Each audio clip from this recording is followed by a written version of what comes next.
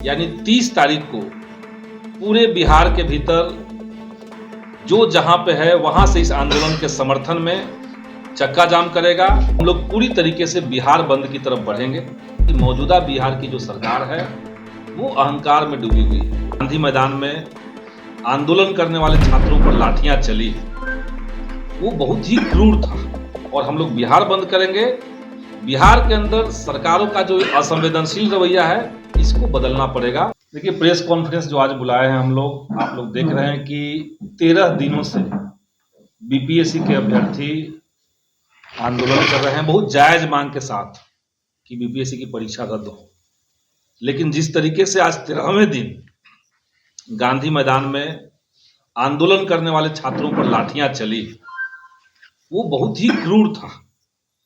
Police प्रशासन ने water cannon चलाया, छात्रों के ऊपर, छात्राओं के ऊपर बहुत भयानक तरीके का लाठीचार्ज हुआ। लोग भाग करके कहीं अगर किसी मॉल में किसी दुकान में चले जा रहे थे वहां पे भी जाकर उनको पीटा गया। तो ये साफ साफ दिखा रहा है कि मौजूदा बिहार की जो सरकार है वो अहंकार में डूबी हुई है। लेकिन इसके बाद भी छात्रों का मनोबल कहीं से डाउन नहीं हुआ है, कहीं से कम नहीं हुआ है। तमाम छात्र अभी भी संघर्ष करने के लिए तैयार हैं।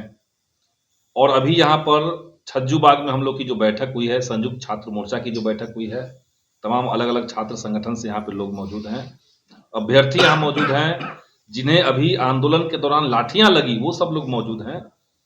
हम लोगों ने तय किया है कि कल यानी 30 तारीख को पूरे बिहार के भीतर जो जहां पे है वहां से इस आंदोलन के समर्थन में चक्का जाम करेगा, आंदोलन चलेगा। और कल के बाद भी अगर सरकार नहीं सुनती है, आयोग नहीं सुनता है, तो हम लोग पूरी तरीके से बिहार बंद की तरफ बढ़ेंगे और ये आंदोलन को हर हाल में जीतना होगा। क्योंकि ये आंदोलन पटना में आंदोलन कर रहे केवल 15-20 हजार छात्रों का मामला नहीं है। एक बहुत बड़ा तबका जो है वो गांव देहात के इलाकों में रह रहा है, जिसे उम्मीद है कि उसको न्याय मिलेगा। अगर सरकार नहीं सुनेगी तो बिहार के ग्रामीण इलाकों में जो बच्चे हैं, जो अभ्यर्थी हैं, जो छात्र और छात्राएं हैं, वो लोग भी इस आंदोलन में उतरेंगे और हम लोग बिहार बंद करेंगे। बिहार के अंदर सरकारों का जो असंवेदनशील रवैया है इसको बदलना पड़ेगा। सरकार को हमारी बात सुननी पड़ेगी। संदीप जी, एक जो सोनू नाम का लड़का था उसने भी सुसाइड कर लिया, लेकिन उस पर क्या कहिएगा? बहुत दुर्भाग्य की बात है। और सोनू मेरे विधानसभा क्षेत्र पालीगंज का ही था। हम लोग उसके घर भी गए थे। उसके पिताजी 12-14 हजार की नौकरी करते हैं मुंबई में, और वो किसी तरीके से अपने बेटे को पटना में रख करके पढ़ा रहे थे, इस उम्मीद के साथ कि उनका बेटा अधिकारी बनेगा। उसकी जो परीक्षा थी वो अपने परिवार में जो उसने बात बताई, हम लोग को परिवार वालों ने बताया, उसका परीक्षा का सेंटर मुजफ्फरपुर में था।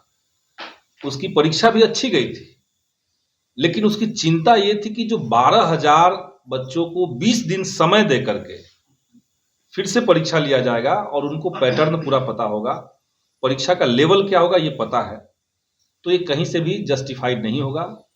और सोनू जैसे लाखों अभ्यर्थियों को लगता है कि उनके साथ अन्याय हो रहा है, और उस सोनू आंदोलन में भी शामिल था।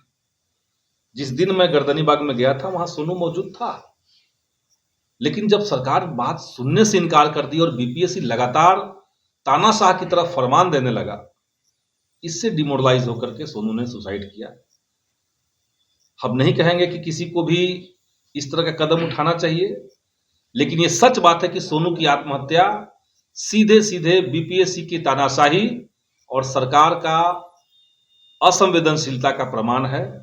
और हम दूसरा कोई सोनू कुमार नहीं होने देना चाहते हैं। इसीलिए हम चाहते हैं कि अभ्यर्थियों के साथ इंसाफ। अगर परीक्षा रद्द नहीं करेगी तो क्या करेगा मान ले आगे? देखिए, हम लोग तो यहाँ संयुक्त छात्र संगठन की तरफ से बैठे हुए हैं। सब लोग मिलकर के, कोई एक पार्टी का मुद्दा नहीं है, सब लोग मिलकर के इस तानाशाही के खिलाफ, इस अन्याय के खिलाफ एकजुट होकर के हम लोग संघर्ष करेंगे।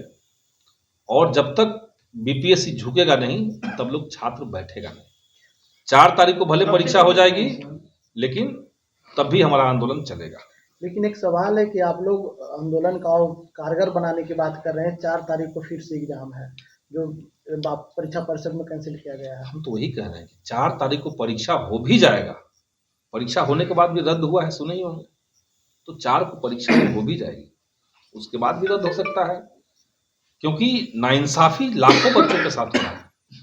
रिपब्लिकन न्यूज़ के साथ जुड़ने के लिए सब्सक्राइब बटन दबाकर चैनल को सब्सक्राइब करें। नोटिफिकेशन प्राप्त करने के लिए यहाँ बेल को दबाएं। वीडियो अच्छा लगे तो लाइक करें और दोस्तों के साथ शेयर करना ना भूलें।